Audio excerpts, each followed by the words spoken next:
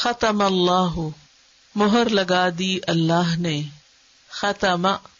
ختم کا معنی ہوتا ہے سیل کرنا یا مہر لگانا، کسی چیز کو اس طرح بند کر دینا کہ نہ اس کے اندر کچھ جا سکے اور نہ اندر سے باہر کچھ آ سکے.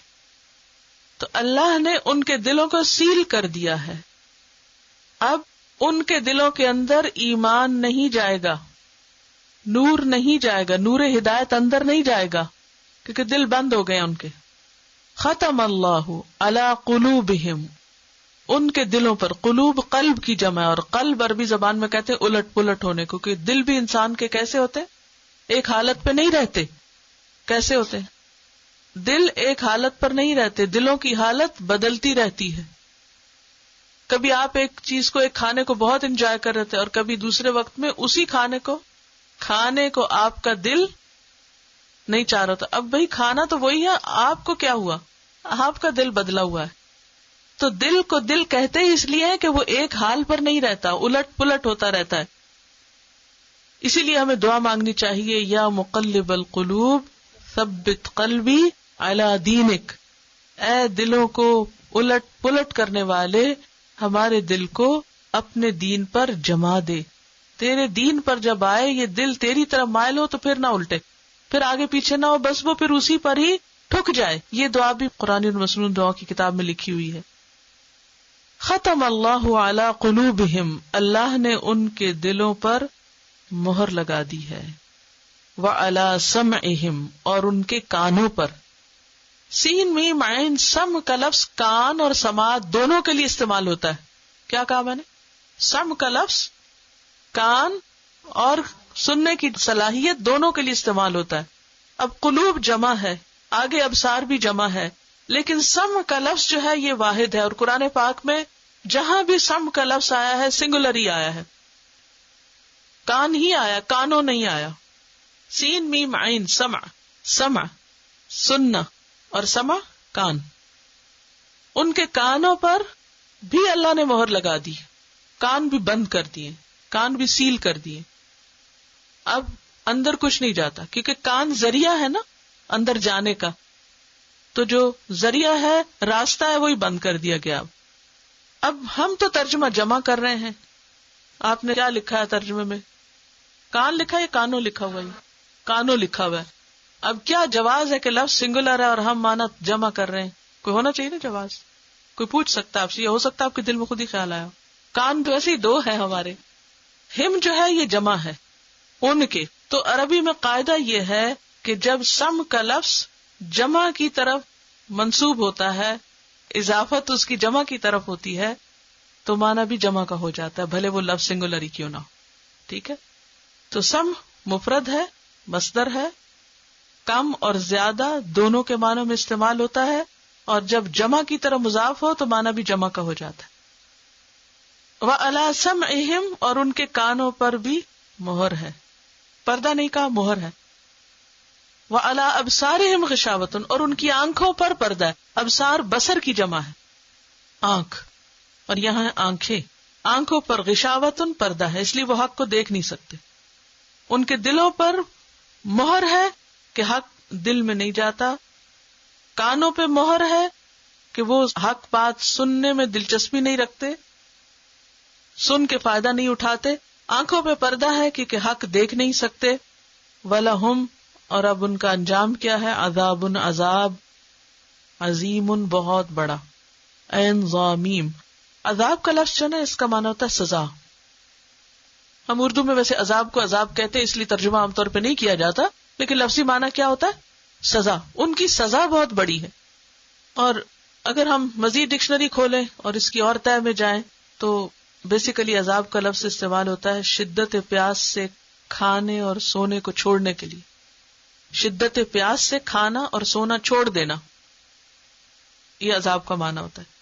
اور یہ جسمانی یا ذہنی دونوں تکلیفوں کے لیے آتا ہے.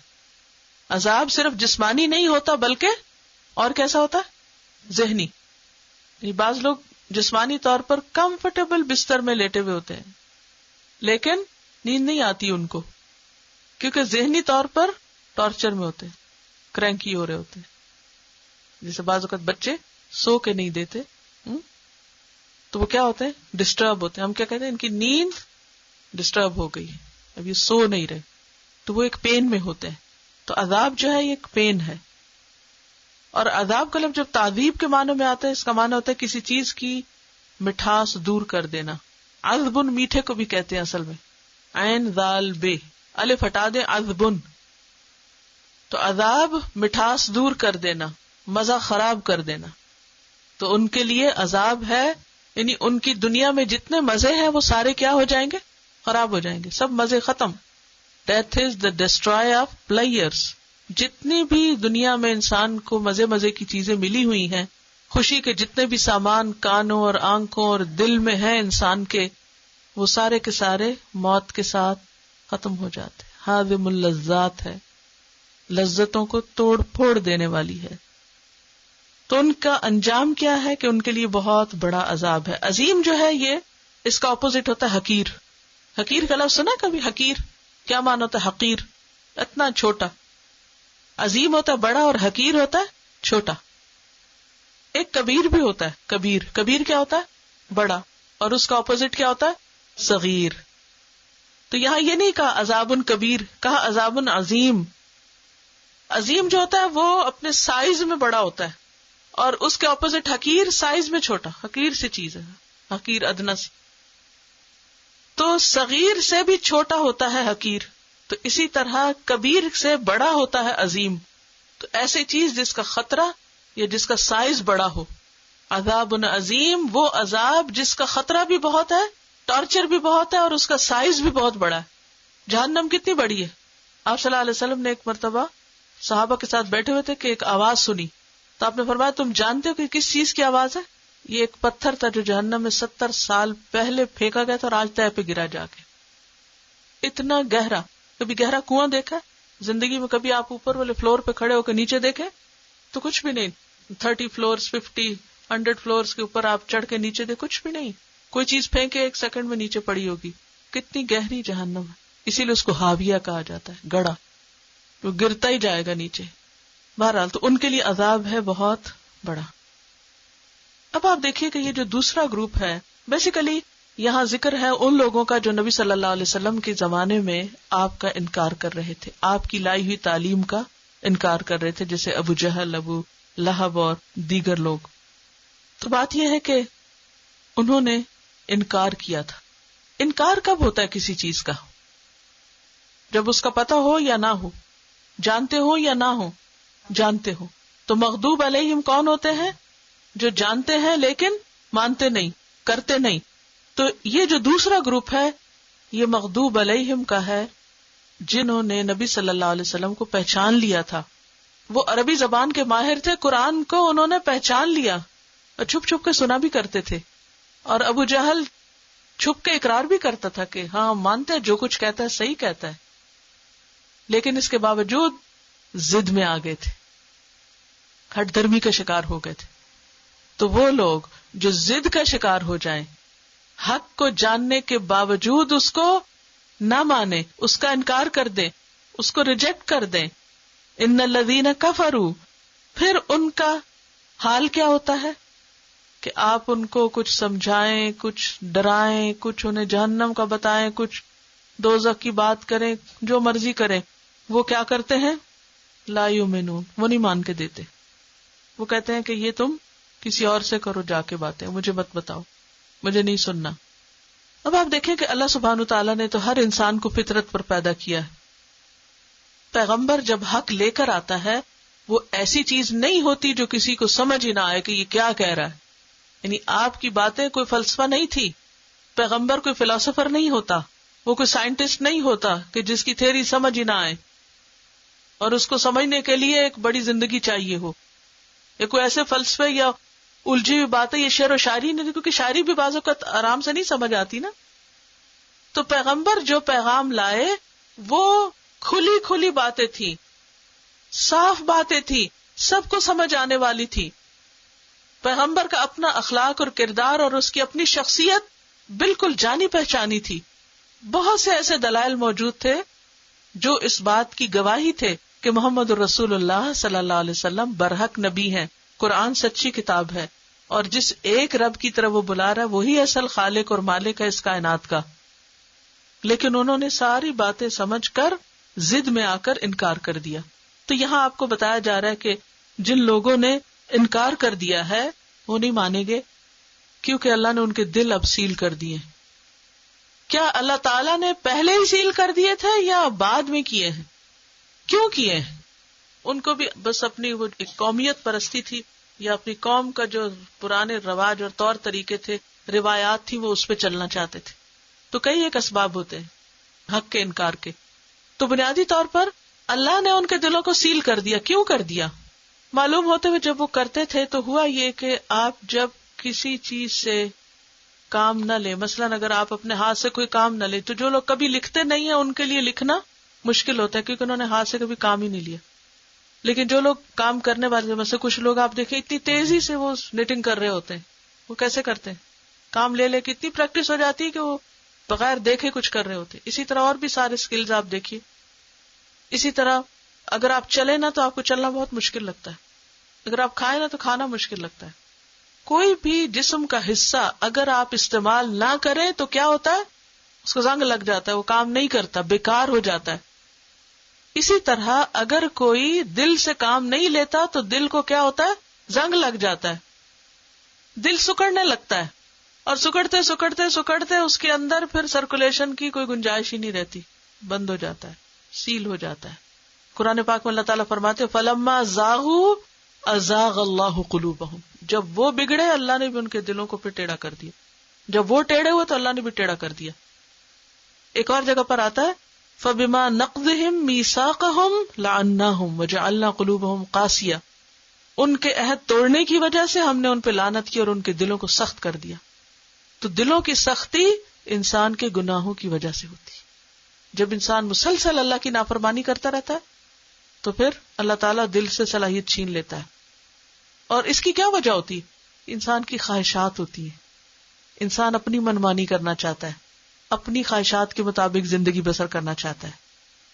اور ایک اور وجہ ہوتی ہے تکبر. تکبر کیا ہوتا ہے؟ خود کو بڑی چیز سمجھتا ہے. وہ کہتے تھے کہ ہم سردار لوگ ہیں، ہم بڑے قبیلوں سے ہیں.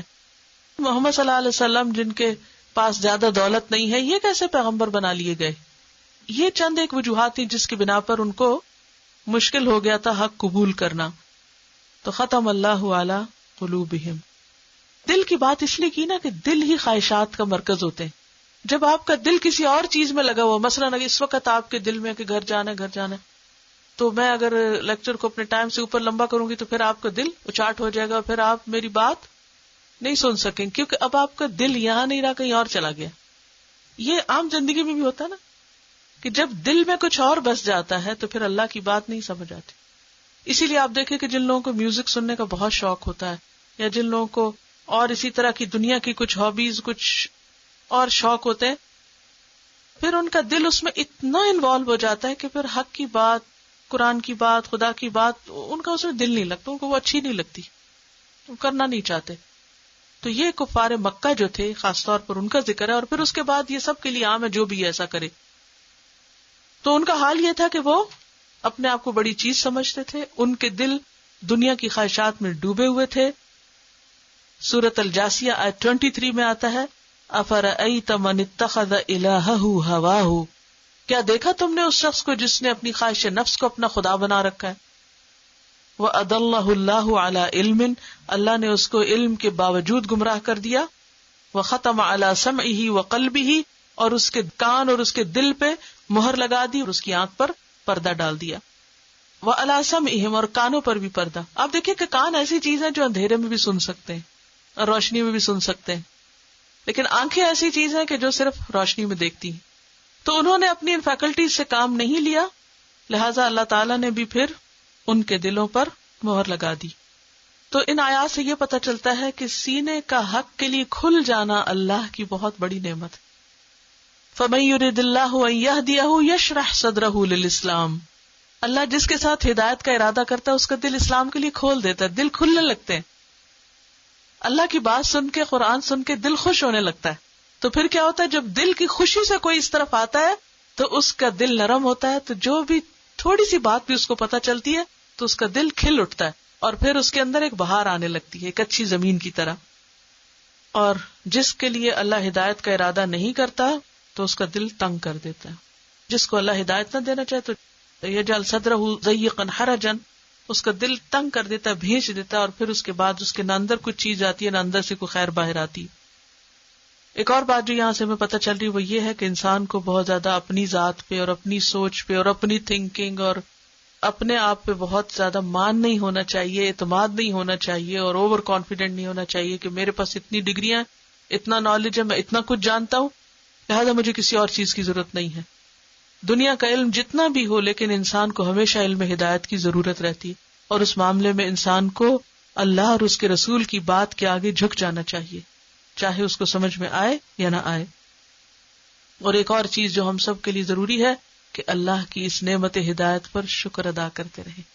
یہ جو اللہ نے ہم کو یہاں آ کر بیٹھنے کی توفیق دی ہے، یا پڑھنے کی، یا کتاب کو سمجھنے کی، یا لکھنے کی، یا کچھ بھی، تو اس پر ہم سب کو اللہ کا شکر ادا کرنا چاہیے، کیونکہ دلوں کا سخت ہونا بدبختی کی علامت ہوتی، اور دلوں کا اللہ کی طرف رجوع کرنا اور اس کتاب سے محبت کرنا اللہ کی رحمت کی علامت ہوتی ہے.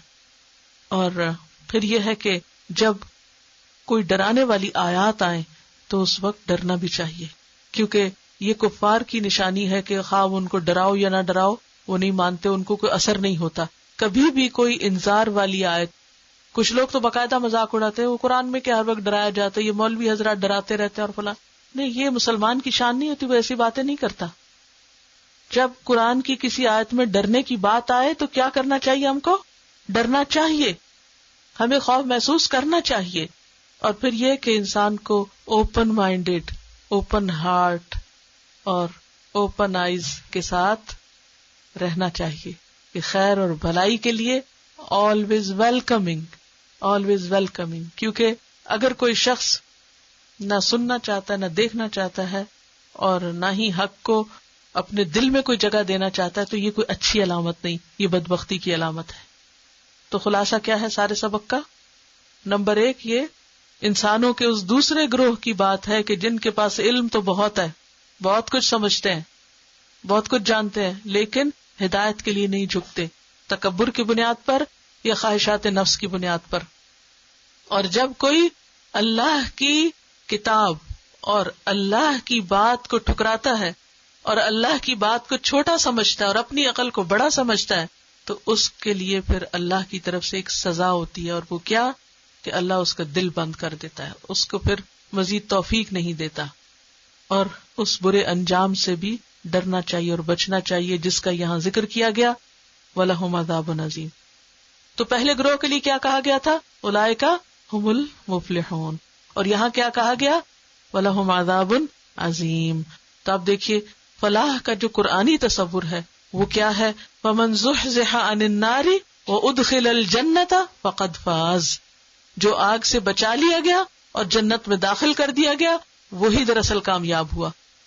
تو پہلا گروہ متقین، خالص مومن، انجام کیا ہے؟ فلاح. اور دوسرا گروہ جاننے کے باوجود نہ ماننے والے، انجام کیا ہے؟ عذاب عظیم. تو اللہ ہم سب کو اس عذاب سے اپنی پناہ میں رکھے. وآخر دعوانا ان الحمد للہ رب العالمین. سبحانک اللہم وبحمدک، نشہد ان لا الہ الا انت، نستغفرک ونتوب الیک. السلام علیکم ورحمۃ اللہ وبرکاتہ.